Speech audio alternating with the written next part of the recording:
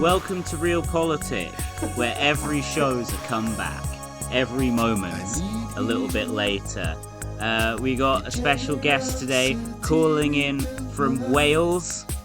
We got Shrieking Tin Man at Face Bemused. In a little bit of symmetry, we've decided to conclude our election coverage with the guest who appeared on our very first election episode. So, Stefan, welcome back to the show. Hello, alright, how are you all doing?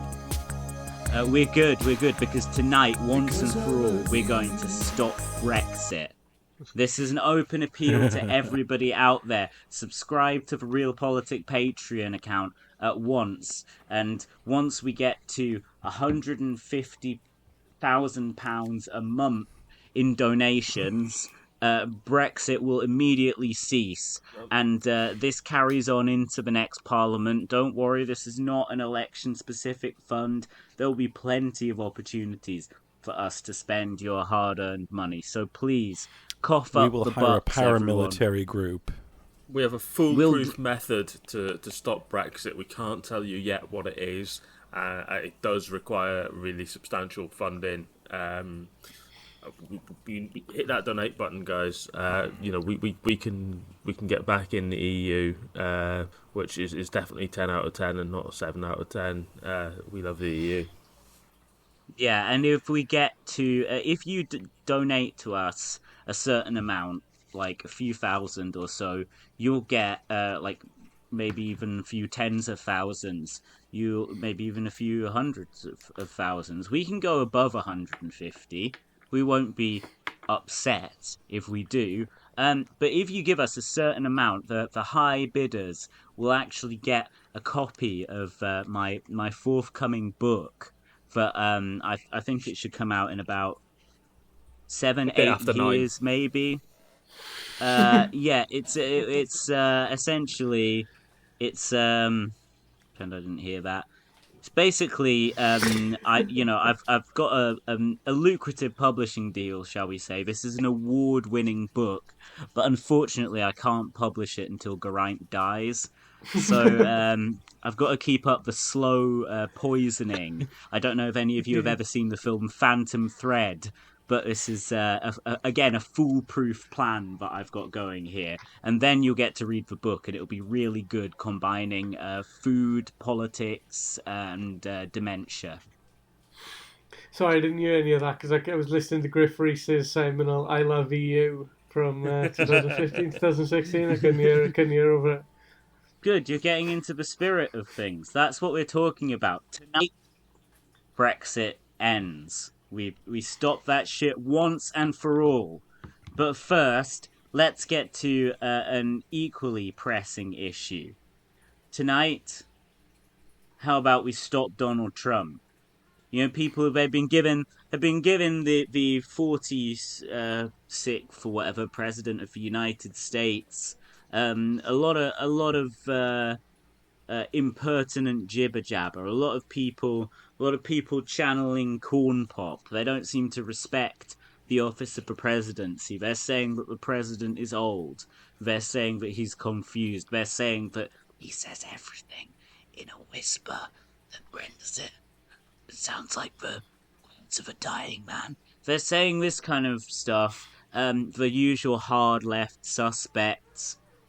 The hosts of Pod Save America, the New York Times editorial board, all of these anti-Semitic, let's get real here, these anti-Semitic far leftists have been saying that Joe Biden should step down from the Democratic ticket after his performance at the debate on Thursday.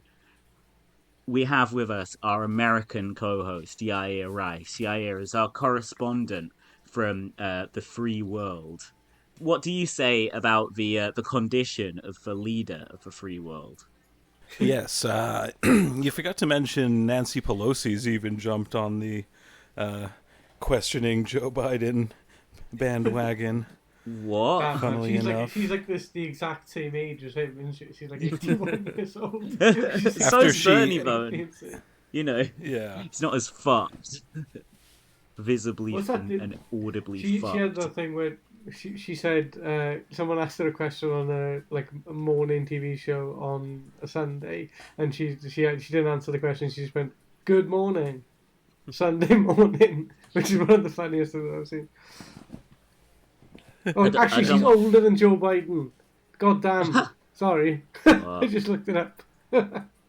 Yeah, well, so's like Willie Nelson, and he's back on his tour now after a few days off. Like, so, a lot of people older than Joe Biden, more competent than Joe Biden in a lot of ways. Further thoughts? What? So Pelosi has stuck the knife in. Yeah, well, of course, initially she came out saying, "Oh, well, age is just a number, right? Old people, we can do all kinds of things." And then I think it was really just earlier today. I forget her exact remarks, but she was saying, like, Joe Biden's got to ask himself if he can take us across the finish line. We got to defeat Trump. Hell. Which, like, very soft criticism, but coming from her, that's like, whoa. It's not a vote of confidence. You don't say that about a politician thinking that the media aren't going to pick up on the subtext. It's not even subtext, it's literally just saying he needs to consider his position. This is, like, pretty unprecedented, isn't it? Because Reagan was president in a less hyper-mediated time, so they could disguise his cognitive decline a little better, and I don't believe it had really set in at the time of the debates in his second presidential run. This is something else, man. The clips I've seen... Maybe he was better managed, who knows? Like, whatever it is, it's not fucking working. With Joe. So funny. Have you seen the shit about how he's only good from, like, he's only functional from, like, 10 in the morning to 4 in the afternoon? Yeah. And I'm guessing the debate was, like, in the evening. I'm not sure exactly where it was held locally. But, I'm pretty sure, yeah. Oh, man. And I don't want to just steal our friends at Michael and us as talking points, but they have this incredible clip on their latest episode of Jill Biden on stage with Joe at this, this rally after the debate. And she's like, "You did so well, Joe. You answered every question."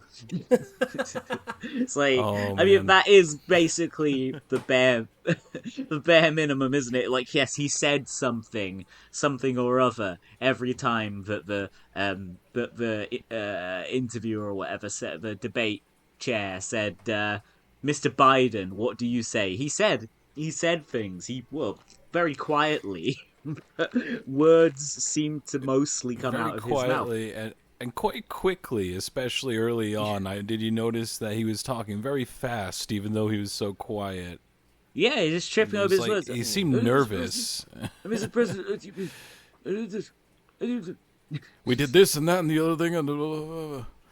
I'll take you on a golf any day. Like, that was so funny when Trump got to be like, "Oh, we don't need to act like children." Like when Biden was just going on about how big his swing is in golf. There was times I got the vibe from Trump that he wasn't going in as hard as he could because he almost felt sorry for Biden. Like, Biden was showing himself up enough. Well, he was like, in comparison to the what other was that, debates Stefan? I've seen bits of. Sorry, back away and moved it up. In comparison to the other debates that I've seen, like, or bits of the other debates. Okay, Right, okay, so in comparison to bits of the other debates that I've seen, like, it was, like, Trump was enormously better behaved than the others before. He used to just basically, like, just constantly just go, like, wrong, and, like, shout across and stuff. Which is, like, it sounds a lot funnier than it is to watch, like, 2 fucking hours of it. He's just acting like an absolute bitch. But he was, like genuinely, like, waiting his turn and stuff. But it's, like, he's obviously been, like, studying his Sun Tzu and that, like, never interrupt your enemy when they're making a mistake or whatever. Yeah. Reading his AC Grayling, he's he's really, I think he's grown into the office. You really see the full dignity of the presidency of the United States in Trump now.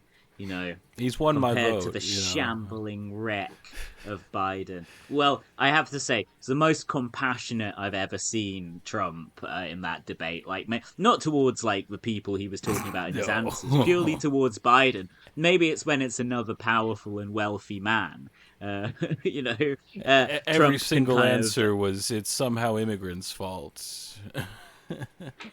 I'm sure, yeah, but But Trump, that was much better messaging discipline than Biden, who was just all over the place, just saying whatever came to his mind in his delusions.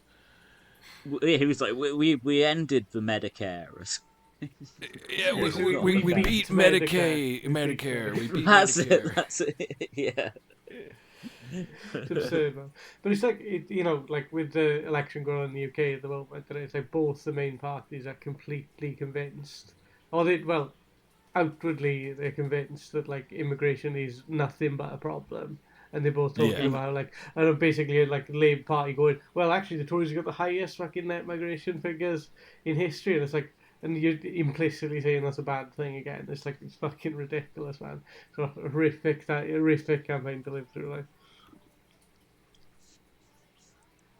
Oh yeah, the reactionary spiral is real. What about Israel? Don't want any of that shit on. You mean Joe Biden, the bad Palestinian? That was a banger from Trump. Did you hear that one? No, what was that all about? So he said like a Palestinian. Yeah. Go on, sorry, man. But a bad one. He's not good. They don't like him. He's a bad Palestinian. Yeah, Trump's a Hamas guy. He's not part of the more moderate PLO elements like Fatah. Trump's not into Fatah. He's just going, he's Palestinian Islamic Jihad, folks. These guys, you get around the table with them, they're serious guys. You gotta respect them. He's got the headband. He's got everything. It's just yeah. It's like like people were saying, he was like, he just like Trump used Palestinian just like outright as a slur and nothing else, no other context. He's just like, I am. That's what it means in the US political discourse, like nothing but a slur. Apparently they barely fucking talked about Palestine at all, though. Yeah, that was it, pretty much. Literally on Michael and Us, they're saying they spent more time talking about who was better at golf than they did talking about Palestine. That the other good, I guess, Trump line, which was the new empathetic Trump, was I don't understand what he just said, and I don't think he does either. Box office stuff. I might watch the debate at some point. I'm actually tempted. It was really funny. Time, I suppose, like. It was, yeah, but bits of it were fun. I've seen like the first 45 minutes of it, but apparently people said, "Oh, it got better at the end." It's like, do you think I want to watch that? Do you think I want to watch like a competent Joe Biden? What the fuck? I saw a clip of Uncle Joe, the Stalinist, on Twitter the other day, and I was like, fucking hell, he's so cognizant in that. Like, it was this mad clip of him talking about Thomas Pynchon at a massive campaign rally. Then I realised it was from literally 10 years ago. That explains the difference. I was like, how this must have been like 10:01 on the dot. He's most cognizant. There's compilations of Biden giving the same sort of explanation about his age ever since 2018? Yeah, where he's just like, don't consider my age, consider my track record, and he says this like every year for the last 6 years, and he's just getting more and more slow and more don't consider my age every single year. It's just massive deterioration. It's mad that they're not having another presidential debate until September. Like, for one thing, he might be dead by then. It was expressly negotiated. Yeah. It was basically Biden's team. Like, well, there's supposed to be like an independent like body that's like was it like the so and so on presidential debates, and they always have 4, and they were like, no, Biden was like went privately to the news network, so it was like, well, we'll just do 2, and Trump agreed to it. And then it's just like, yeah, really fucking, hone in, really focus, but it's like fucking best foot forward in these 2 debates. Yeah. He just like completely fucked one of them worse than anyone has ever fucked the debate in human history. It's amazing. Maybe that's the strategy. It's such an He'll do early a normal- debate that Trump he'll do like isn't a even the normal crap candidate job. officially yet. Yeah. He'll do like a normal bad job next time, and in the September debate, and everyone will be like, a resurgent Joe Biden has put the memories of his poor debate performance behind him, and like, no, that was still terrible. It just wasn't the worst presidential debate performance the world's ever seen. Well, I've agreed with my publisher that when Biden dies, we'll publish an extract from a book in a national newspaper of some repute. So every cloud, eh? They're holding out for a cure on death. They're so wedded to him, like, as a candidate now, they would literally just like Weekend at Bernie's, that thing of just like holding up a dead person, making them seem like they're alive. But they would literally do that with him, I think. Like, it's fucking bizarre. And it's like, it's horrific. It's like Trump Trump has got such like a limited vocabulary, and he's like genuinely like not like good at expressing himself in any form. He's just like rambles. Starts talking Yeah, about, I've heard that electrical Trump has charts had and some. I've heard that Trump has had some kind of cognitive decline over the last few years, and it doesn't have the maybe mental and verbal spring in his step he used to. But to be honest, like, I've always just seen like 30-second clips of him saying absolutely mad shit, so I wouldn't be able to tell the difference. That's the thing. It's like it's all relative as well. It's like it'd be alright if he was Trump facing as someone who was in full control of their fucking mental faculties. What have they done to cows? They got this milk. It's called specialty milk. That was like 4 years ago now. How much madder can you get? Did you see the well, the Mike Gapes milk speech, but still. Did you see the supercut of him talking about Silence of the Lambs at like all his campaign events? He's just going, it's like it basically seems to be, like doesn't believe, but he's got this new sort of line about how people seeking asylum or sort of crossing into the US are coming from mental institutions, which is obviously like a horrific thing to be talking about whatsoever. So they've got as much right to fucking move countries as anybody else. But then he's just going, it's Hannibal Lecter, folks. Yeah, his way of framing it. Have you seen Silence of the Lambs? You've seen Hannibal Lecter? Maybe they'll be like him. Because like he's never met like anyone that's like someone's got the mental health that doesn't make you eat or anything people. like that. Yeah. He's been rich and powerful enough for them to keep people like that away from him for his whole life. So he has no frame of reference apart from whatever Hollywood films he's seen. Right? From in this case about 30 years ago. Are you okay, Yair? Do you need Prime Minister Starmer to do a humanitarian liberal intervention in a couple of days? Can we trade? We have President Trump a humanitarian intervention here when he gets affected. Oh, please, yeah. Trump over Starmer any day.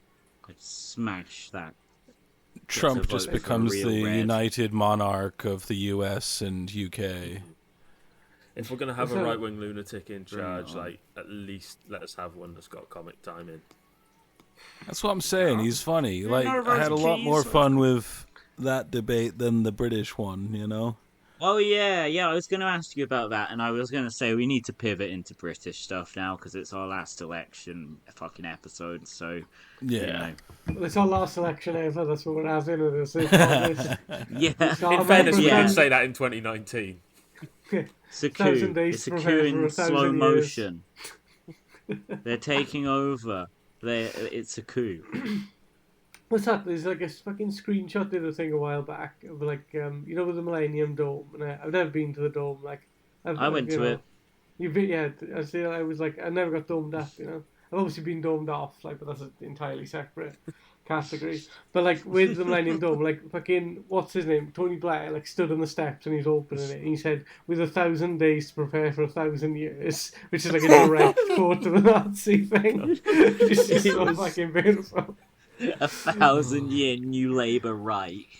No one has ever been luckier that Twitter didn't exist at the time than Tony Blair. Honestly, he was just crap. Like everything he'd say would either be offensive or like demented in its phrasing. But unlike the Millennium Dome, the Nuremberg rallies didn't have an official soundtrack album by Peter Gabriel. Yeah, they did. He did used to record like his first two self-titled solo albums. Like he did German-only versions of them. So that's basically Nazism.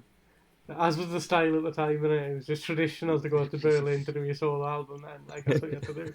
And flirt with far right ideas and imagery. Yeah, I just would like to say Peter Gabriel didn't actually do any Nazi stuff. He did just like sing in German a bit. So I just want to defend Nazis his honour. He does seem one of the least likely prog rock type people to go fash or have a fash phase. Yeah, he's always been very progressive. Didn't hear him speak up for Corbyn, but it's okay. Brian Eno was on his last album, and he did. That's how it works. If you had a Corbyn supporter on your album, you get some kind of a pass for keeping left-wingers in gainful employment. What's that? Do you remember? Did you ever see the flyers for that seminar that Varoufakis and Eno had? That seminar that Varoufakis and Eno had, where they discussed boldness. Did you ever see that? Yeah, that's awesome. Bold seminar, yeah. The new baldness of the left. Sorry, I think I'm sorry, I keep fucking derailing the conversation because I'm just like displacement activity from discussing this bastard election that's coming up. No, it's cool, man. It's cool. But I want everyone on the top of their games today because A, we've got to fucking stop Brexit. B, I'm going to release this shit tomorrow, so I'm barely going to edit it.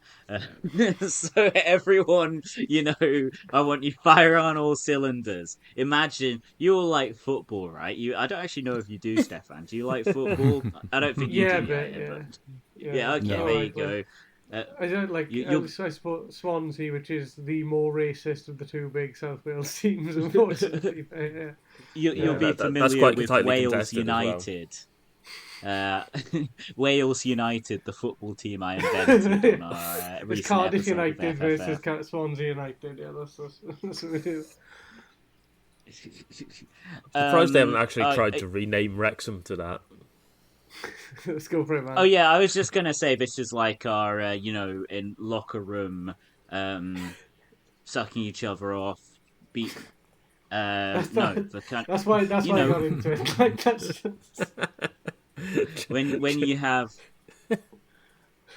when you're in the locker room and you're like, "Come on, we're gonna do a good game today."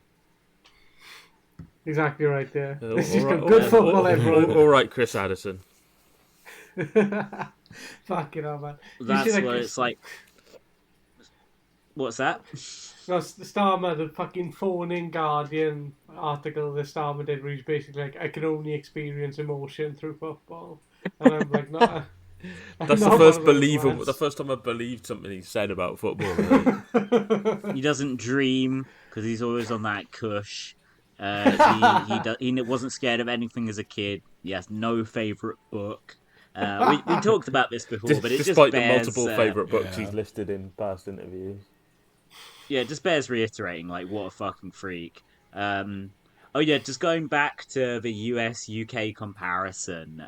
Yeah, so as well as the fantastic debate that you had in your country, you got to at least, if not hear a bit of our shambolic debates with old senile Starmer stumbling over his words.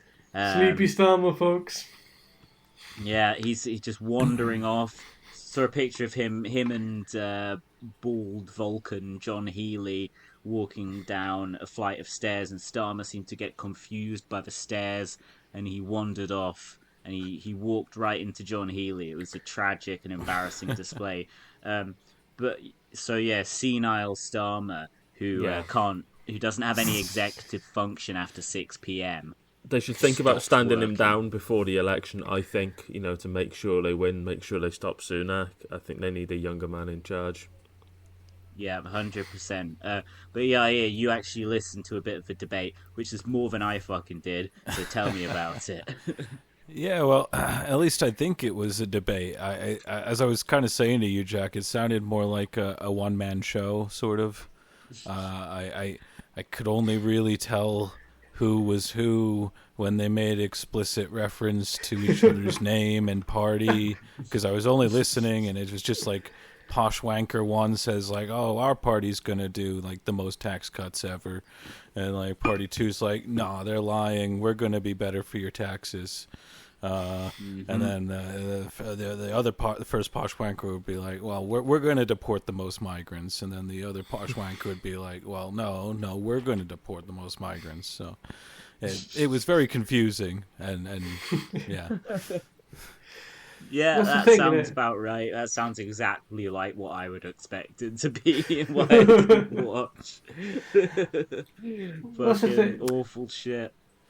Like with people sort of like I was about to say frothing themselves then, but that's a very unpleasant image. Liberals like working themselves into like a fucking massive rage about like Sunak and stuff, and it's like, he's literally one of you. There's no fucking difference, like culturally, in affect, in his fucking tax bracket and shit. There's barely any difference between him and you, apart from the fact that he's got billions of pounds and you just own like a property in London. And you're fucking set for life. So you're just like raging about this bloke who is identical to you in almost every respect, apart from the fact that he ended up in like leading the Tory party at this fucking terrible moment in their history, and our history, of course.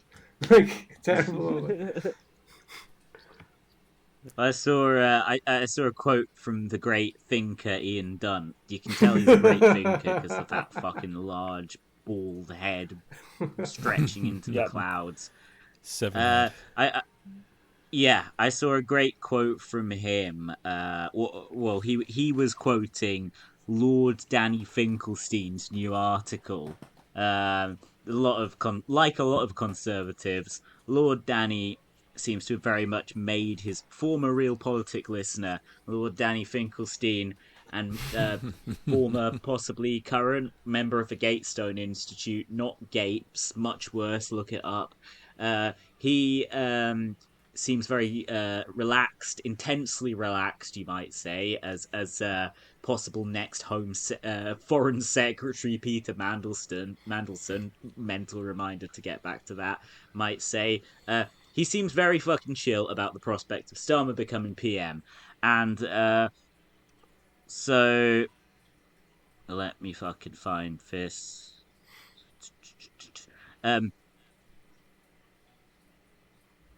Wrong. Why did it get the wrong tweet up? There you go. Ian Dunt, basically, he's quoting Danny Finkelstein here, and he says, "Think this gets Starmer spot on. He is someone with a left-wing instinct, but he is also a pragmatist and deeply realistic, and this leads him again and again to temper his initial view."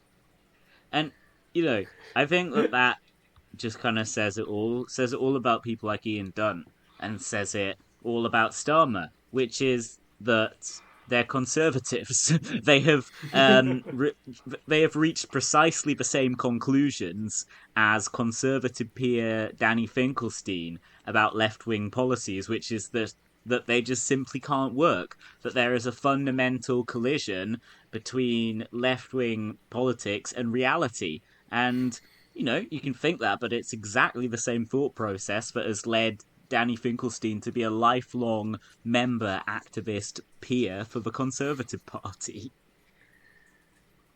It's beyond belief. Because if you think with Starmer, if you compare, for instance, like even someone who's on the outs with people who are like our ilk now, like John McDonnell, you think about what he did in his career before he achieved, what the sort of highest office he got in Shadow Chancellor.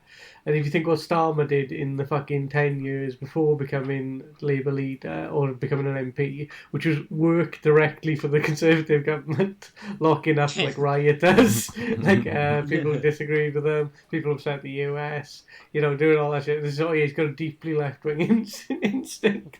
He's got a deeply deeply left-wing instinct, like in the same way that like Stalin had a deeply left-wing instinct running like show trials in the 30s in the middle of the night. That's like what he was That's it, isn't doing it? in like 2010. You're allowed to like. have left-wing instincts, but you've got to express those instincts through conservative policies. And the thing is, it just renders like the entire idea of him being like on the left at all fucking pointless, because like conservatives would mostly say they want nice things and people not to be in poverty and shit as well. So if it's just about what you can broadly define as like left-wing instincts, that ooh, it's not nice when people suffer, well, most people agree with that in theory. It's about how you fucking think that should be made a reality in practice. They're fucking conservatives. What more can I say? These people are fucking conservatives. Well, the thing is, like, we don't even need to wait that long now, Nick, because presumably, again, I don't even want to fucking say it, even though it's, you know, everyone's presented as an inevitability, but I just don't want to fucking deal with it. But, like, he may end up being Prime Minister by the end of this week, of course, and we'll see immediately when he starts being in charge of the country that absolutely nothing will improve. Every chance he gets to crack down on someone, every chance he gets to flex the muscle of the state on someone who might make him look good in front of the fucking right-wing papers or in front of ex-Tory voters. You know, every time he gets to show off the fucking long arm of the law against fucking Just Stop Oil or anti-Palestinian, fucking anti-Israel protesters and things like that, he will fucking jump at the chance to do that shit. So, yeah. So basically, like, President Xi step in now, like, fucking Biden needs to fire up the F-15s.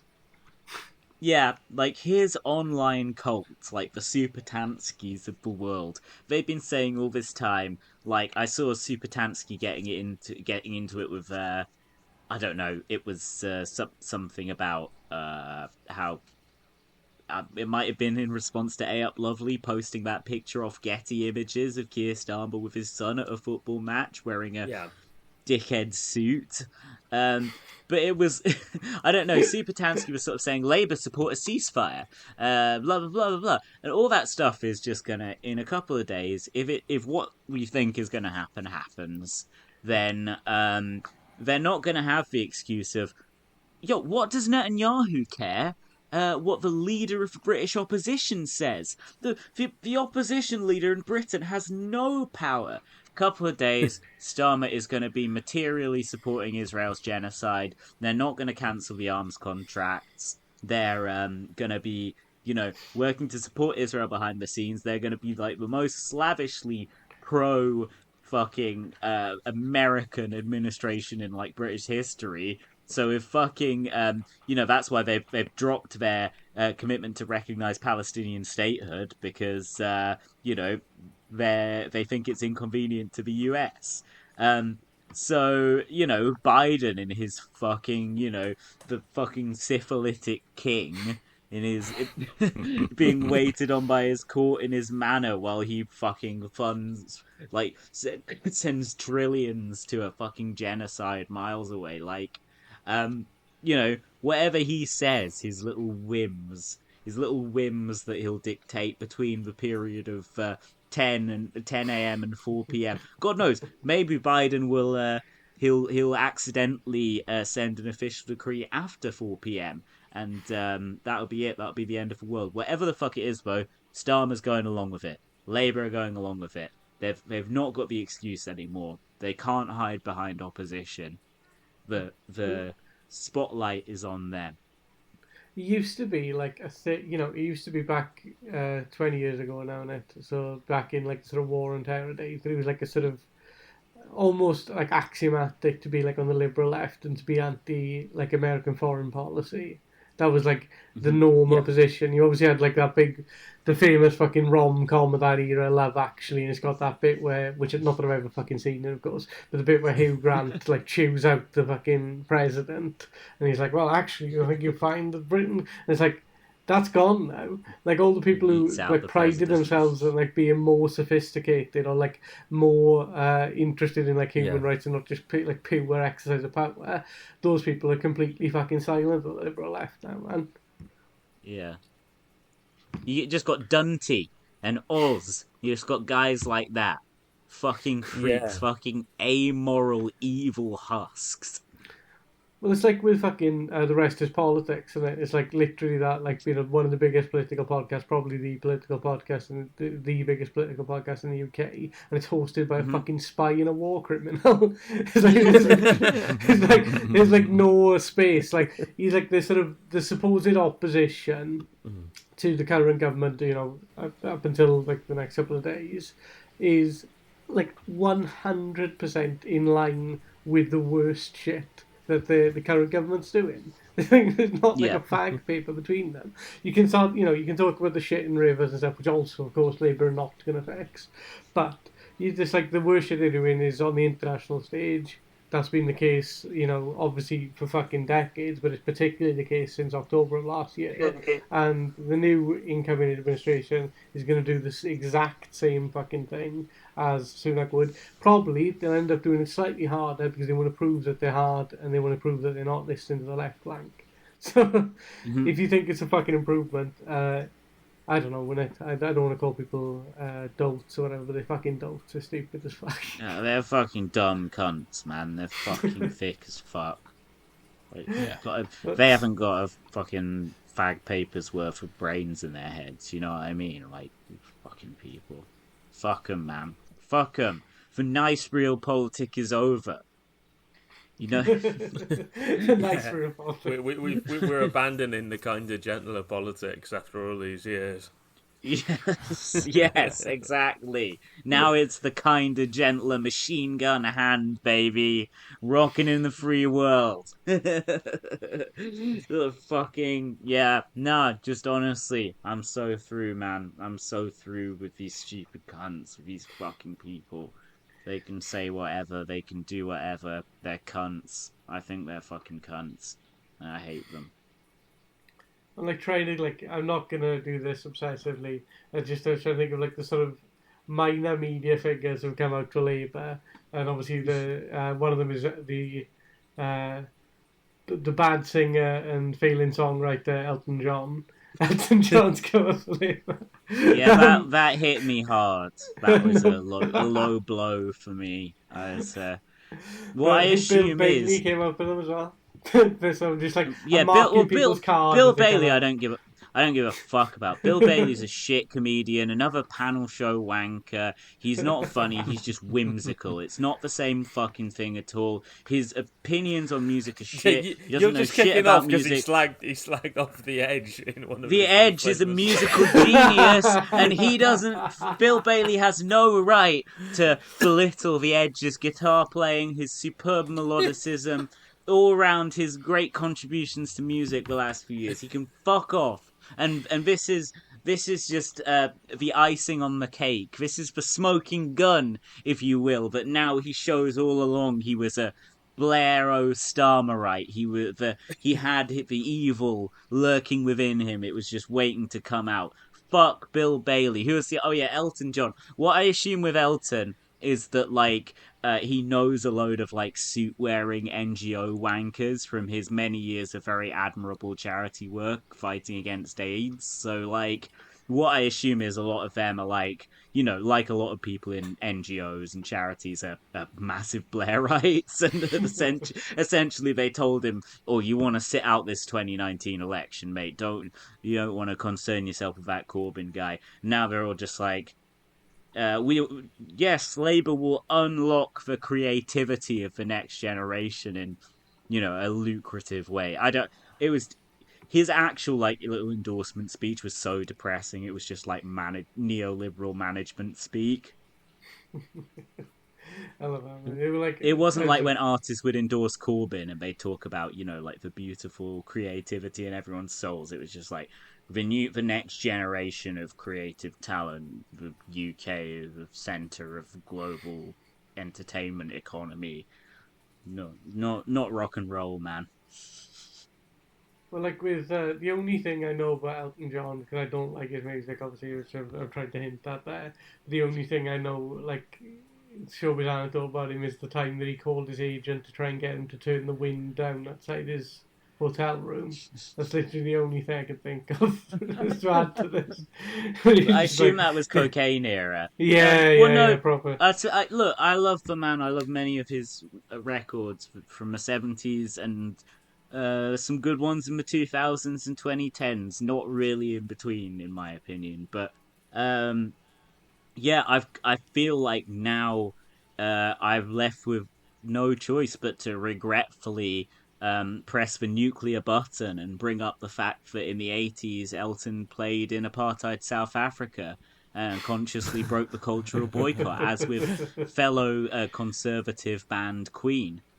Elton, he went to South Africa, brutal racist regime, and he played there in Sun City, and it was indefensible, it was wrong. He says so himself, but as he has now supported Keir Starmer, I, the arbiter of such things, retract my forgiveness of him.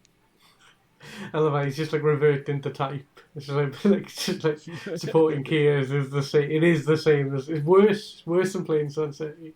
Yeah, at least exactly. then he played some songs. Like at least he got some toes tapping. Exactly, he didn't do any music this time, and like I think he's got a good 10 years left on his farewell tour though, so I'm sure he can fit a couple of Israel dates in there. Oh fuck, man! This is like this is way less depressing than when Tom York backed the independent group. That is so. Yeah, Radiohead. They've been All of a Smile or whatever. They do Tassa. All of them have just been awfully quiet this election, haven't they? Where are they? Does anyone fancy taking a look at Tom York's Twitter timeline to see what he's been saying? Last thing I saw from old Johnny in Radiohead was his well, speaking of do Tassa, it was his statement of opposition to cultural boycotts following their recent spate of dates in Israel together. Well, obviously, Tom York is probably a huge beneficiary of likes not being public anymore, because that was where most of his worst shit came out. Like, you'd see his actual feed and you'd be like, oh, maybe he's a little bit more of a lib than I realised. And then you'd look at his likes and it'd be like full on, like, go on, Mike Gape, stick it to Corbyn and stuff. Look, everyone's got some redeeming features, you know. If a man's a Gapesist, he's not as far gone as I thought, but yeah. Thought he was more of a sort of Angela Smith. He's an ideological Gapesist, which is more concerning than like the vibes-based Gape support for us and many of our listeners. Yeah, I was listening to a quite good music podcast, and I know for a fact the guys who do it are pro-Palestine as well. But one of them, they were talking about like bands that they will go and see whenever they're playing, wherever they're playing. People mention in the same breath as Bob Dylan for them. Like where Bob Dylan plays, they'll go. You know what I mean? And one of them mentioned Radiohead and The Smile, and I was like, look, I've never seen them. I like most of their records. I would quite like to see them, but I am never going to see those cunts. Like, you know what I mean? I am never paying money to support their enterprise while they continue to oppose the cultural boycott of Israel, because it has been demanded of them by Palestinian civil society. It's not some abstract concept that, they should be boycotting Israel and that. No, the issue has come up over and over again. They've been repeatedly appealed to by BDS groups representing, like I said, Palestinian civil society, and they have repeatedly given them a finger and told them to fuck off. So, I might... occasionally listen to one of their records that I illegally downloaded off Soulseek. I do have a few of their albums on CD purchased before all this went down, although I think they had played Israel at the time, I just missed it. With some of the purchases at least, maybe like a Moon-Shaped Pool.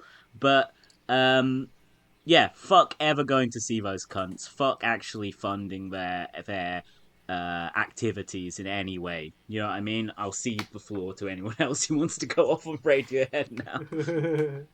Well, like, I was just trying to think, like, sort of more broadly about the sort of the period between these two elections.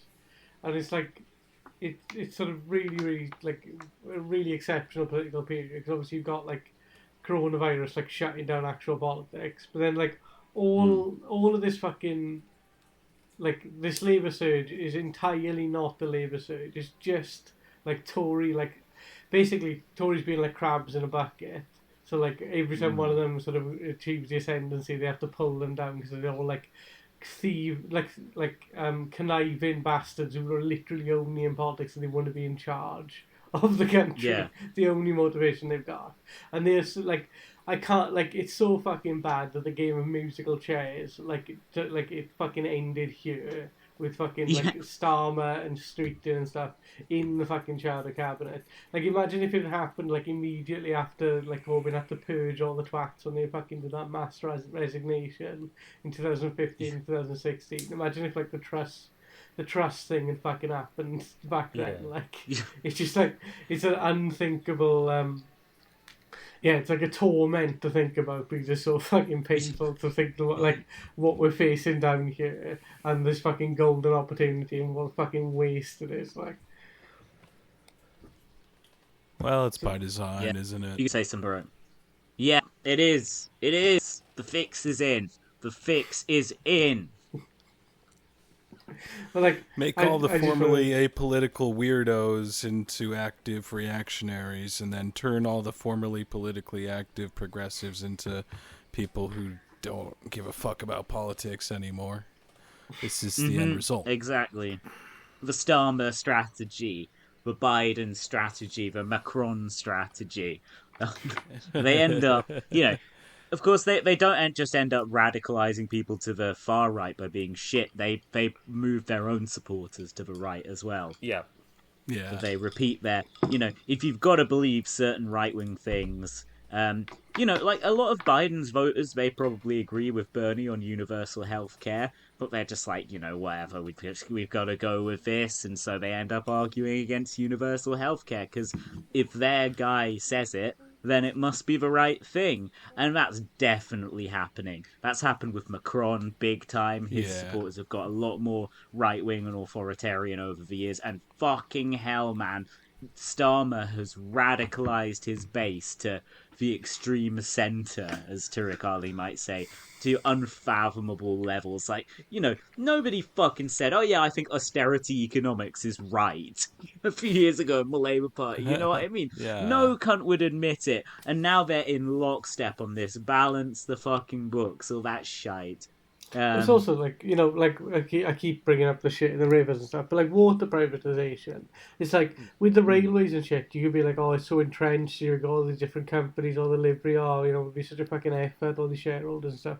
Nobody, like apart from the Tories, thought the water privatisation was a good idea, and it makes no sense, obviously, because it's a fucking natural monopoly. You can't buy water from more than one place. It comes to your house through a fucking tube, which is maintained by the government, and then they're like, oh no, we can't, we haven't got the money to fucking undo water privatisation. It's like, you fucking real? Like, you genuinely, like, you've got this, like, unprecedented problem since basically the modern era began of water quality getting worse, and they're just like, oh, we can't do anything to try and, like, restructure these companies. And again, they would have been caught fucking dead saying this 2 years ago. They wouldn't have been like, oh yeah, no, we're not going to re-nationalise the water. A fucking nut. It is like Gapes' thought. It's like fucking independent group type shit. It is just fucking unreal. Well, centrist politics, it is like in a large part about kind of just taking the way things are now as your starting point. It's like, all right, well, the Tories have done all this shit. We've got to work with that. We can't reverse it. And it's like, yes, you can. Like, they reversed a load of shit the last Labour government did. They destroyed most of the halfway Sure Start, the thing you used to bang on about the most of all, in about a month. Like, they just like, no, we're not doing that anymore. And then the entire infrastructure was laid to waste. Yeah. I assume the calculus is, and this applies similarly, I think, in the US and UK, that, if you alienate the people who want to balance the budgets, the moderates and the centrists, then they'll just go to the other team because they're similar enough, right? Whereas if you alienate the progressives, what are they going to do? They're going to either not vote or vote for you maybe still. Yeah, they're shit out of luck. Exactly. They basically say, okay, that's like again, they take as a starting, they take like the current state of things as a starting point. They're like, right, we've got all sort of broadly left of centre voters in the bag, so we can just basically stick a middle finger up to them, and now we can focus on winning over people to the right. And so, yeah, that basically obviously does result in the primary character of their politics being very, very right wing. Because they're not, as far as they're concerned, their work with the left is done. They've won them over. With Starmer, it was his pack of lies in 2020. Like, you got that out of the way. That's the left done.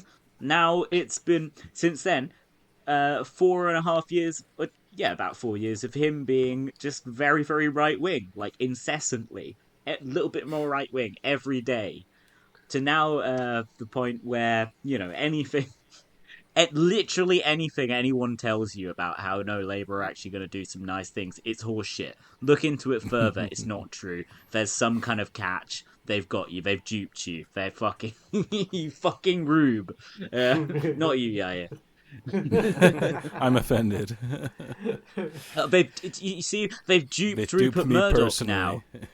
They've tricked Rupert Murdoch. Starmer, he's planning this mass redistribution of wealth. He's going to lift so many people out of poverty. He's going to actually do all the things that the left have been demanding all these years. Why are they complaining that the left are finally going to win power? The left of Sir Keir Starmer. He's got all these. He's got all his secret plans, and he's managed to convince Rupert Murdoch, that famous fucking idiot, that guy who has never had his finger on the political pulse in a million years, that he's managed to convince Rupert Murdoch that he's right wing. Well, I was like, really pulled the wool over his eyes. I was thinking about this earlier because I was thinking, I think it's in Confucian philosophy, but like, obviously, fucking correct me if I'm wrong. Please don't correct me if I'm wrong. But I'm a little bit confused, you could say. So, in Confucian philosophy, there's this concept called the mandate of heaven, and the idea is that basically, if a government is unjust, then it loses the mandate of heaven, and then it's right to be overthrown and stuff. And I was thinking about unlike Mike Gapes, who is chosen by God. Exactly, but like in the UK context, like literally the mandate of heaven is just Rupert Murdoch's approval. Yeah, that's like literally all it is. It's just the approval of one like fucking leather skinned fucking Australian man who's like 95 years old or whatever, and it's like literally even older than our leaders. Yeah.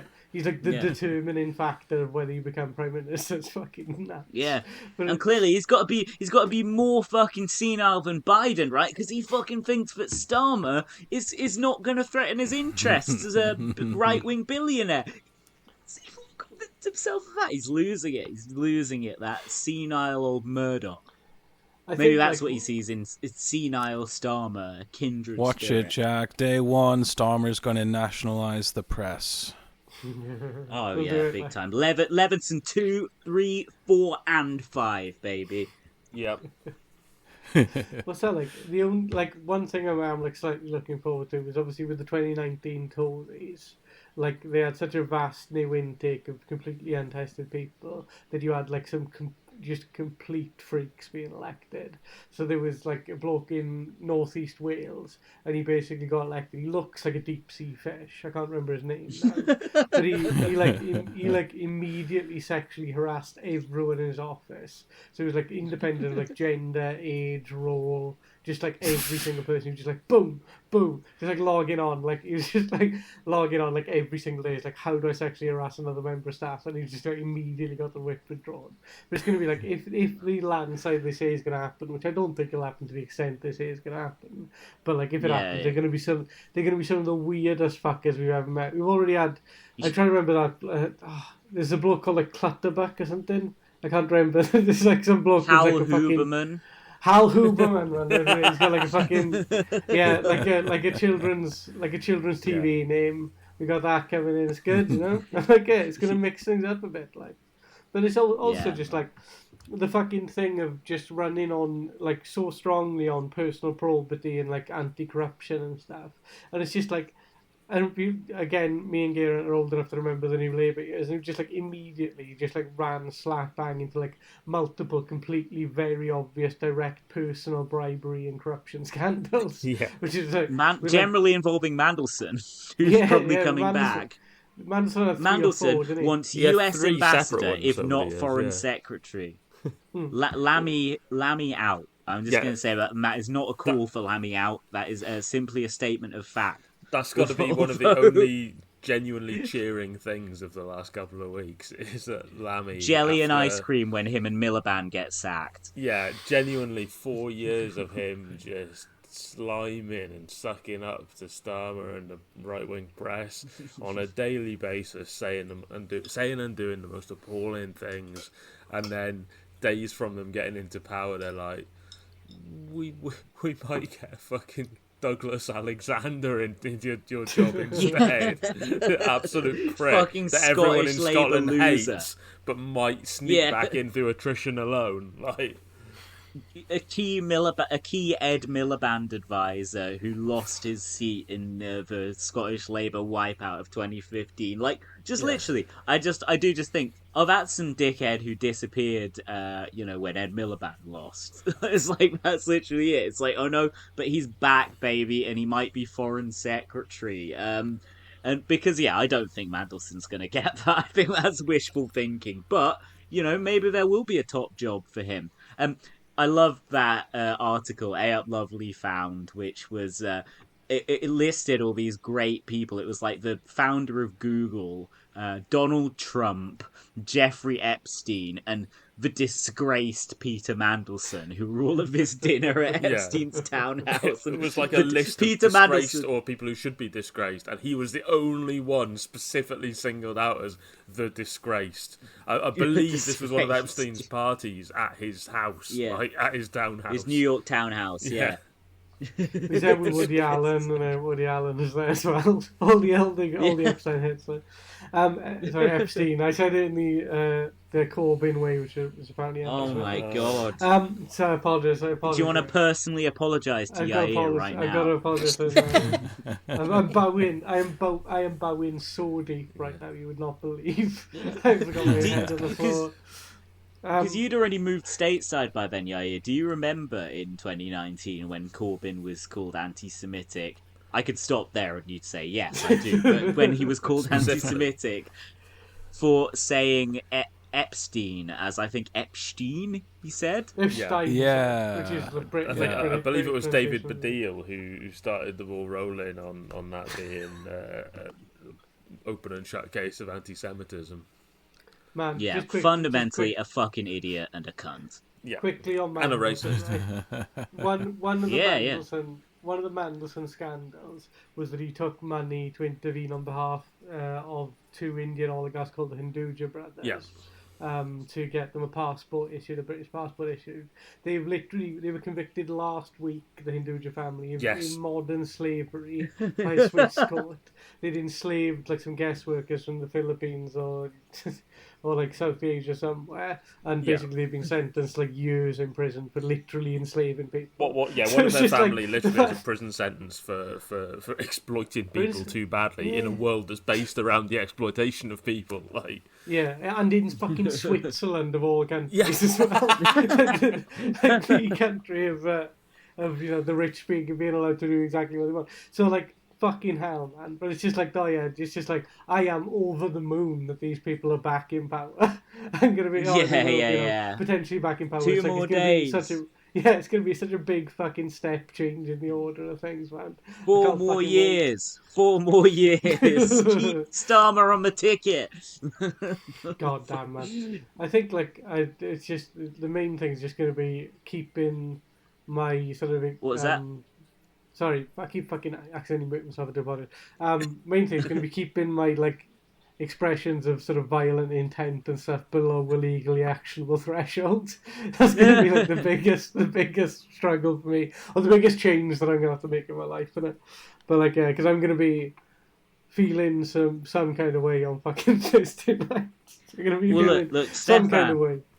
I'm gonna hold your feet to the fire on this. I'm gonna put you on the spot here in full earshot of the public. I'm going to ask you right now, on Thursday night, will you come on our election stream with our friend Sinan Koz? Because please, we desperately need people. We're going to be on there for hours. We've asked loads of people, and they all say they're killing themselves. I don't know what to do. I'll see what I can do with it. I'm fucking yeah. We don't expect you to come on for the whole night, because that would just be depressing. Like. No, God no. But like, No. if you want to drop in for 10 minutes, a couple of hours, whatever, like you're more than welcome. 15 hours. 15 hours unpaid work, like, and like when I'm being fucking press campo and Mandelson's friends, like, just doing fucking... Yeah. No one's going to jail for this, but we will exploit you for content. It's all hands on deck, man. It's all hands on deck. And again, Real Politik listeners, if you are listening to this at some point on Wednesday, drop whatever you're doing tomorrow night. Don't watch that shit with your family. They'll probably say annoying stuff, and know, unless they're like a beloved soulmate with whom you see eye to eye. Alistair Campbell will say, "Get the Tories out," and your dad will nod and go, "I like him." Exactly. You do not, by any accounts, want to be watching this shit with your dad. In fact, my dad is mercifully, he booked a cycling trip with his friends in advance, so he's not going to be at home when his kind of centrist politics have their that is the most centrist pressing engagement precisely. I can't remember where it is, but if it's in Europe it's even better, like if he's going outside the UK, but nonetheless, so I don't have to worry about that, but I'll be stuck with that bastard you just heard. that Welsh piece of shit. I'll be no. My beloved co-host. I didn't even really react to that, man. I'm so used to being called it. Like, and I'm hoping that after I went too far in my hilarious riffing there, I hope Stefan will still deign grace us with his presence. I'm just like go on the stream, but just refuse to speak English for the entire stream. That would be a great hit, actually. It would be like the ultimate revenge on Jack. But like, you should do a good first 5 minutes in Welsh at least. But I would also like to put out an appeal to anyone listening to this who is a troll or a hater or part of the attack or rebuttal team of the Labour Party who are about to basically get made the new Stasi. If you tune into our election night stream, you probably will get to see Jack have a mental breakdown at about half three in the morning, I reckon. If not earlier.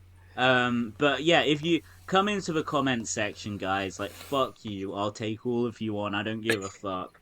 I'll be rearing for a fight on Thursdays. I can guarantee that. So fuck you, fuck yourselves, fuck all of you. We need to try and not get Sinan banned off Twitch entirely, because it's their account, and we should not be tanking that. Yeah, we got to. Yeah, Sinan should not be punished for our sins. Yeah. Fucking hell, man. Sorry, anyway, I was about to ask some follow-up questions. You know where you got to be, everyone. Stefan and everyone else, you know where you got to be on Thursday night. We'll have special guests. We'll have Juliet Jakes. We'll have my friend Eve talking about canvassing for Jeremy Corbyn. We will have... That's it so far. No, we'll get people. How these things normally go is people in the chat that some or all of us know and are funny will just be like, look, here's the Discord. Get on the mic. Like, that's tended to be how they've gone in the past. We should ask Matt Zarb, like, if he's not doing like some spin room stuff. I don't know who he'd be doing. He probably does have a better offer with someone, doesn't he? That one of the news channels will have him on at like 4 a.m. He'll have a few minutes he can give us, I'm sure. Anyway, open invitation. Matt Zarb cousin, if you are listening to this episode, I am hereby inviting you onto the stream. We've invited Jude. I was talking we don't about, know if like, she'll make it. Liberals like doing spells and stuff online earlier on, and I think like you suddenly entered like the role of like as like a sorcerer of some kind. Like you're conjuring people. It's like pretty good, man. I like it. You're like it's like a binding spell or something. I like it. You're like bewitching them. It's good. If you build it, they will come. Or if someone else builds it and hosts a stream and invites us on, we'll rope other people in as well. This is our fucking closest thing to address rehearsal as well. We should have had Sinan on instead of Stefan. Yeah, fuck Stefan. Fuck. What was it? Oh no, never mind. I lost it. Someone fill the gap, quick! We don't have any time to lose, or I'll have to do edits. I can always fill a gap, like, it'd be right. Oh. Nah, man. It's just like basically you just got to abandon all hope, and that's what I'm saying. Yeah, you know. Yeah, you enter here. Yeah. It's like what we were saying before about remembering the New Labour years before. It's kind of hard to find the hopeful spin for that, because at least when the Tories are in and fucking stuff up massively, you can be like, well, eventually they'll get chucked out. But yeah.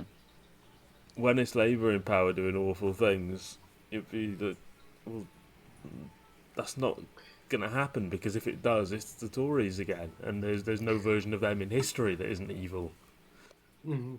Yeah, man. Well, I think like the one tiny sort of spark of hope you can see here in it, and obviously we'll see how this plays out on election night itself, but there is like a much, like it took, you know, for there to be like a left challenge to Blair, it took about 2 years, and even then he was, you know, very marginally at like the Socialist Labour Party, Socialist, what is it, the Socialist Alliance, I can't remember the name, and stuff like that, and then eventually, you know, you had like breakthroughs like the Don George Galloway and stuff. You had the Scottish Socialists around 2001 Tommy Robinson. as well. Tommy Robinson? Is that his fucking name? No, it isn't it?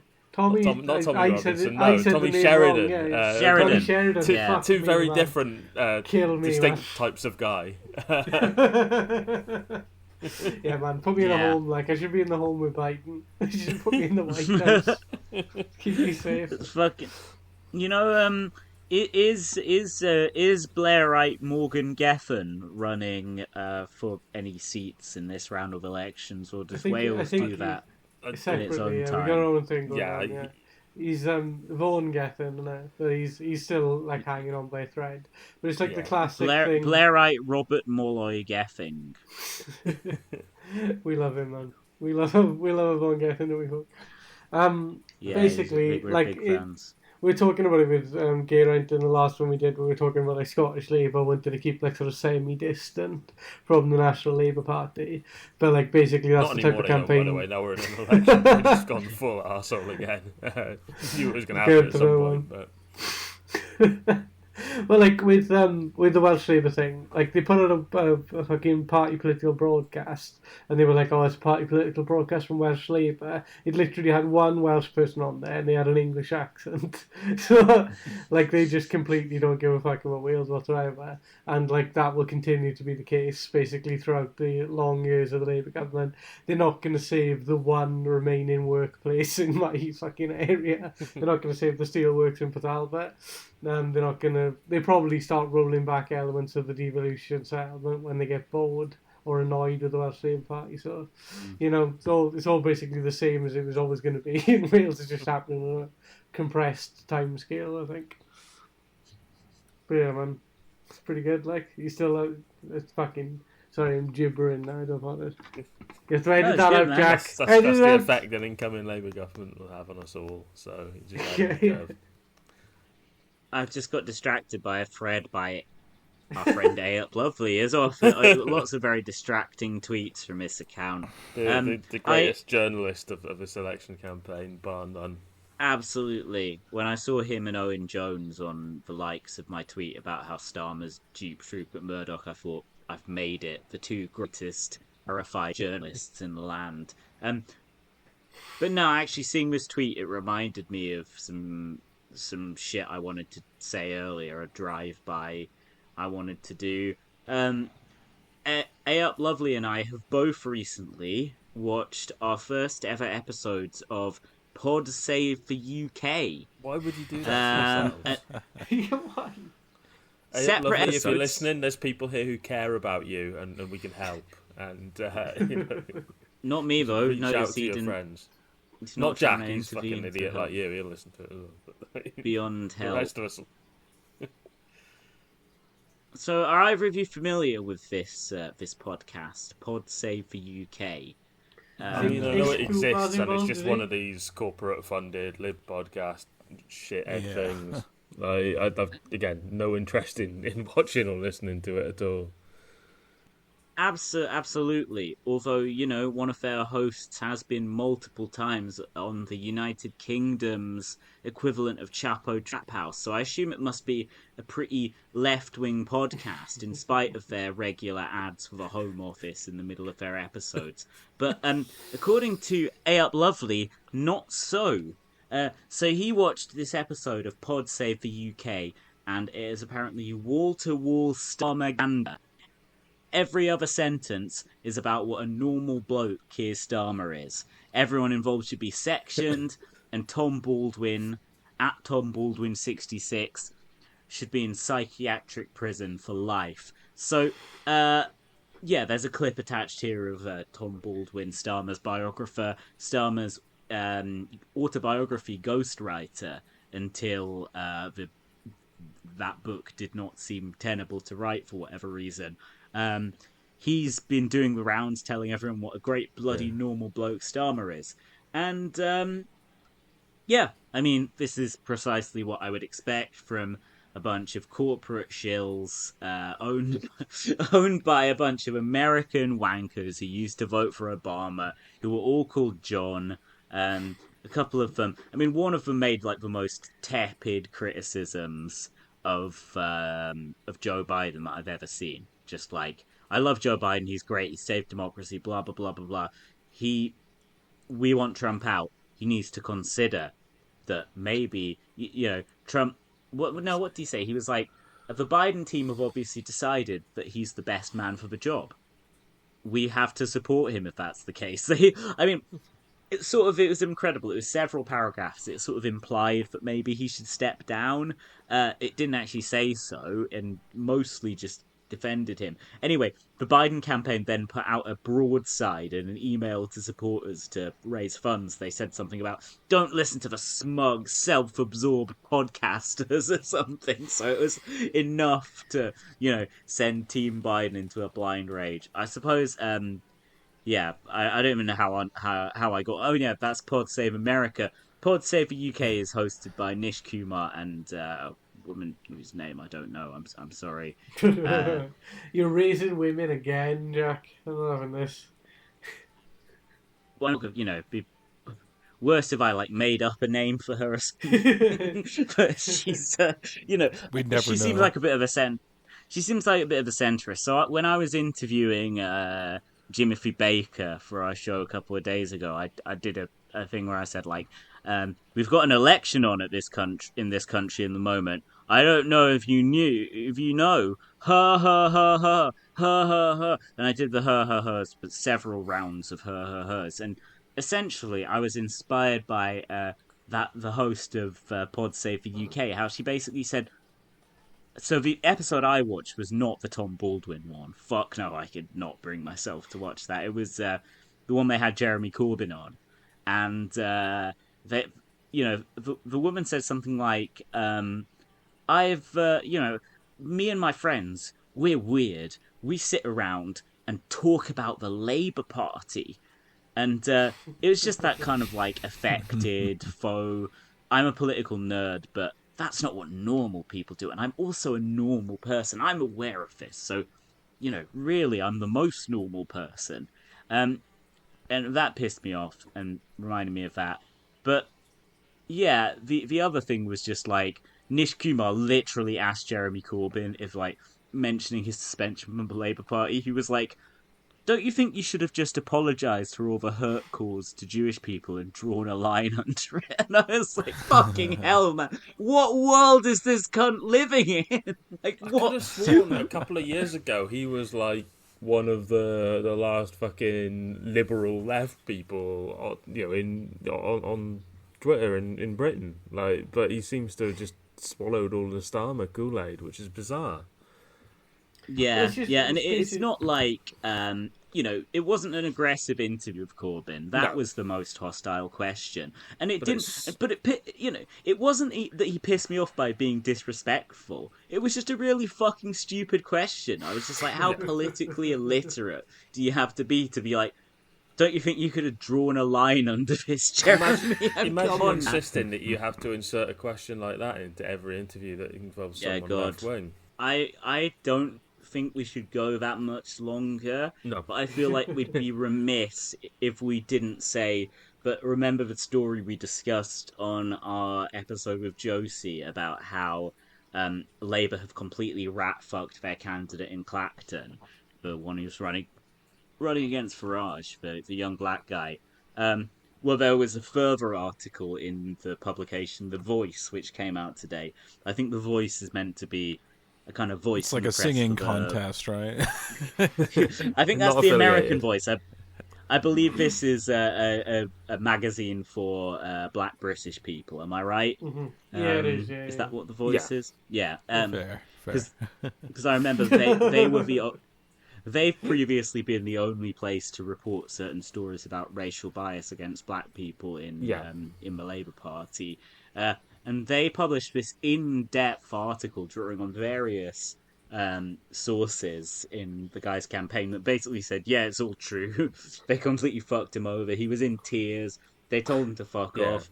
And, they were ringing him every 5 minutes, basically harassing him to tell him to drop out. Yeah, it's crazy. And I saw someone like, well, why didn't he just run without, there's nothing stopping him running. It's like, yes, there is. Like, if a party pulls its support for their candidate, then they're just a person. They don't have a campaign. Yeah. It's like, you can door knock, and maybe a couple of your pals who are volunteering will join you despite the risk of reprisal from the party. But you're not going to win a close 3-horse race, which is what this probably would have become if he got proper funding for the Labour campaign there.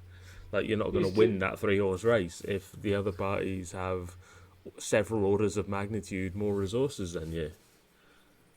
It's just like so despicable. But it's also just like we're talking at the start of this, like the parties are competing now to show who can be most tone deaf to different ethnic minorities. So they're just like, actually, no, we're more fucking, we hate the Bengalis more, we hate, like, it's just fucking insane. And, like, the worst thing about that was the fact that they were specifically cited when they were like, oh, I can't believe this bloke, he's getting more retweets than Starmer, was like what the Labour sources were saying. It was ridiculous. I can't believe he's getting more retweets than Starmer. It's like, yeah, maybe because this, fucking candidate for Clacton probably isn't one of the worst people alive. It's probably why he's getting more retweets than Starmer. He probably isn't pure fucking liquid evil, like shit shovelled into a suit, like. It's probably not like that.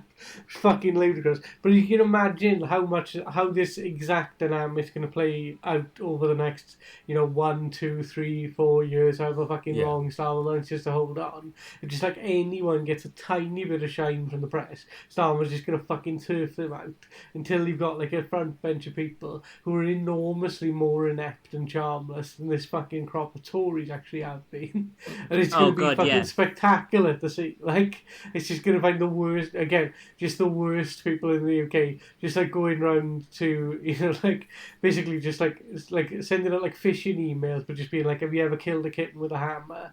There's a place for you on the front bench. Like, just fucking get in the front bench. Horrific people. Well, it's gonna be the same as Macron and Trudeau's centrist project, where it becomes so centered, no pun intended, around their cult of personality that when their personal popularity starts to wane, as if Starmer has ever been as popular or will ever be as popular as Trudeau was in like 2015. But like, where was I? But basically, the fortunes of the party will start to fall as you're just left with a bunch of identikit Starmer clones, just the most detestable people with just absolutely nothing going for them. And yeah, it does seem a little bit like this guy had a little bit too much of a personality for them, which I suppose is my problem with our arch nemesis on Pod Save the UK. To bring it back, like, what is the personality of that podcast? What is its unique character? Why should it exist? That was How the many thing. The Arch episode Nemesis podcasts do we have now? most of them, but this was a particularly egregious one, I thought. And then, the other day we don't need to rehash the whole thing. Geraint and I and others, A Up Lovely, for example, had a little feud with British man Alex Andrews.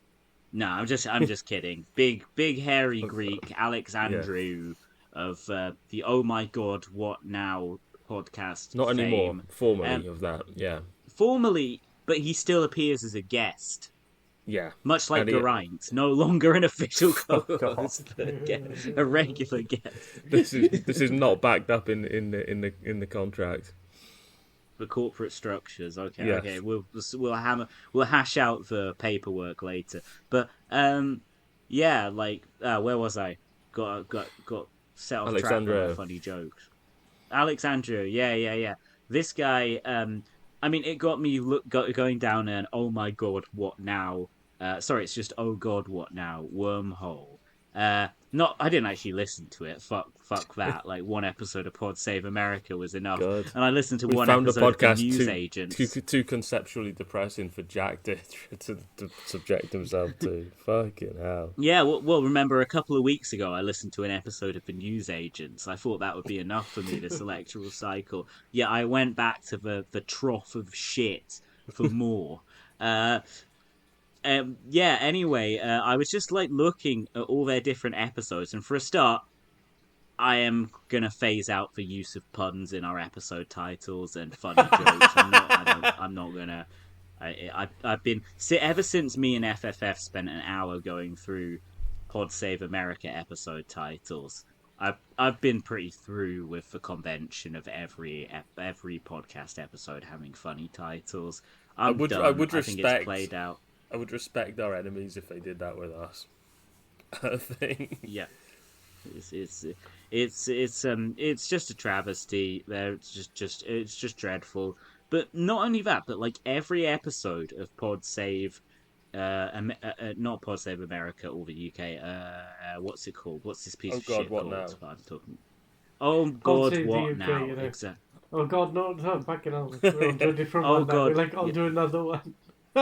Different. This was the one that was formerly Romaniacs for anyone listening. Yeah.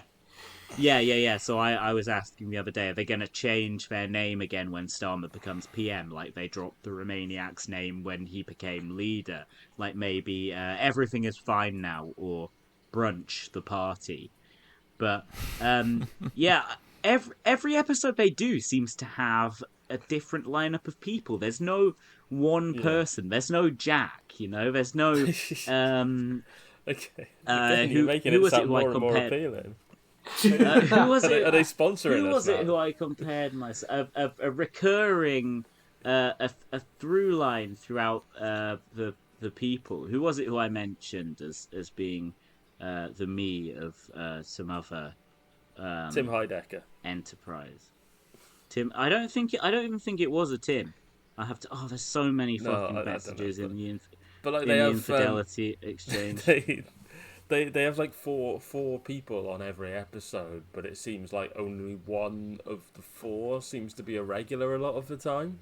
So you'll have like these are like 4 permanent presenters, but like presumably they only meet each other or talk to each other once a year, because it's like here's Dorian Linsky and 3 of their dickhead mates, and then the next episode will be like, right, here's Ian Dunt and 3 of his dickhead mates, and there's like zero overlap.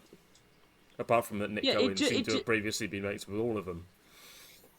Yeah. Well, Alex was able to go. It's not my podcast. I'm a freelancer. It's like we all wish we had that excuse. Yeah. We all wish we could just put it down to like invoices and shit. But, nah, man, like they're destroying the game of podcasting because they've got like slick production, people who don't want to be here to accidentally call Scottish leftist Tommy Robinson. They don't they don't specifically call out other podcasts that they dislike by name. They're not doing that shit. It's like just cowards game's all round, gone, man. really? Game's gone.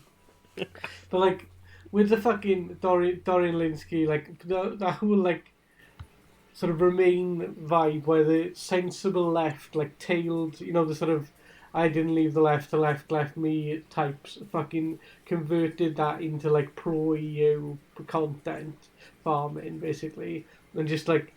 It's so horrific, the milieu these people move in. And if they had a fucking moment of, like, conscience, if they ever thought deeply about any of their political stances, or any of the people they were just in the same fucking room with, they would jump off a fucking beachy head the moment they realised what they were doing.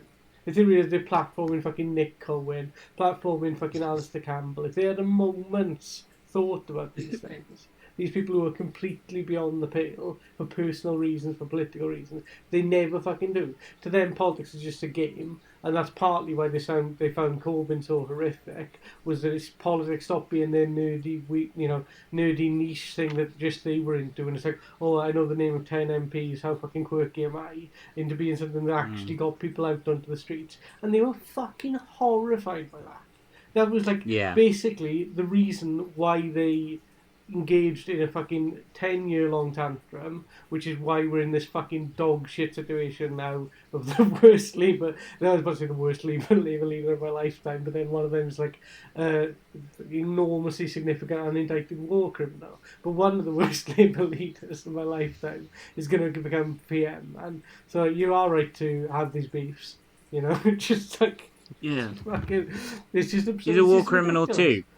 He's going to do more war crimes in a matter of days. Yeah, well, like fucking Keir Starmer is the moment he gets an opportunity to bomb some Serbia, some Libya, some country that commits an enormously smaller war crime. The moment he gets to fucking flash the jets over there, he will just be like, "Yes, I do have that right," and he will just fucking destroy the place. Game plan, good squad. We can all agree he's a very evil man and doesn't actually like football. But like, you know, at the end of the day, like, I'm just like profoundly offended by the "Oh God, What Now" podcast on aesthetic as well as political grounds. I what's the connective tissue? What makes something an episode of "Oh God, What Now" beyond the branding? Like. You know, it just seems to me like a kind of job creation scheme for liberal wankers. So they all have they all have something to do that week. It's like, oh, who's free? Oh, let's consult the big list of, and it's funny. It's not. It'll make money because of the advertising revenue, and that's why it exists. It's that simple. Yeah. And who makes it? Do they have like a production team? Is it owned by someone? It'll be one of these big podcast production teams. I don't know which one, but like. For example, all the rest is ones are obviously the same production company behind them all, and Gary Lineker. The formula. It's him and some podcast nerds basically. So that when you get the stable that's making them the money, then they're always going to be adding new ones and then ditching any that fall flat on their ass. Basically, it's terribly corrupt, man. I'm like but on my podcast. There's a lot of American. Never have any listeners like. There's a lot of American companies that specialise in this sort of thing and have been going for years doing this sort of thing, and a lot of them will like try out 10 podcasts and then like viciously cancel 8 of them because they weren't like getting enough listeners. Yeah, but it's got no connective tissue. No. It's like it, they've got no Jack, they've got no Merton and Hislop. Nobody who's just, holding the thing together, a coherent through line. Let it be known that it was Jack that compared himself there to Ian Hislop. They've got no he's sown the seeds of his own destruction now. I just want to They've got no Punt and Dennis. Oh hey! Oh, welcome to the Now Show. This week we've just got Mitch Ben and Yeah, some I other was going to cunts say they you've probably never do have heard Mitch of. Ben. Like, he's desperate Yeah, for but the no, work these days.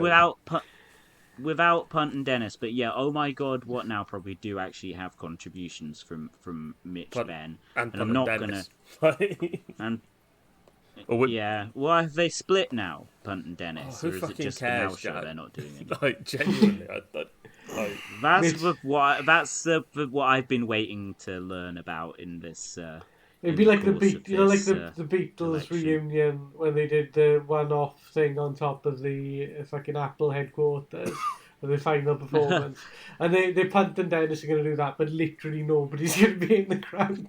It's on top of like BBC Maida Vale Studios, or whatever, casting a wry satirical eye at the events of the day. Yeah, no And jokes, there's no there's crowd. traffic driving by, like, oh my god, are those guys casting a wry satirical eye down on us? Dunno, can't really see from here. I think Yeah. it might be a good point to call it, man. I don't know. Yeah. I think so. Right. All right. So everyone, vote Conservative on Thursday. Tactically, get the Labour Party out. Yeah, vote Tory. Vote Tory. Yeah, official endorsement. Give Sunak 5 more years, second term. He's earned it. yeah. Yeah, man. Okay. It's nice to see you all. Anyway. It's nice to catch you. Nice. Yeah, thanks for coming on again. Always a pleasure. And Vote Conservative. hopefully we Nice can to all see you, survive the forthcoming Labour regime. Yeah. I was you're gonna have to be listening to Real Politik on like a sort of specially modified radio, like you were in Nazi Germany. That's what you have to be doing. We're gonna have to Just start. be We're gonna have bellowing to it start down disguising your our ear and down a voices. tin Jack, that can does not attached mean to a Welsh piece of accent. string. Welcome to unofficial RP under the radar. We're keeping it low key right now. No one will possibly suspect us. Norwegian Jack Frayne Reed there. Starmer out. Vote Tory. Yes, well, sorry. Yes. Okay. All right. Right. Send me your files. I'll Yeah. mix this, and I'll barely edit this heap of shit.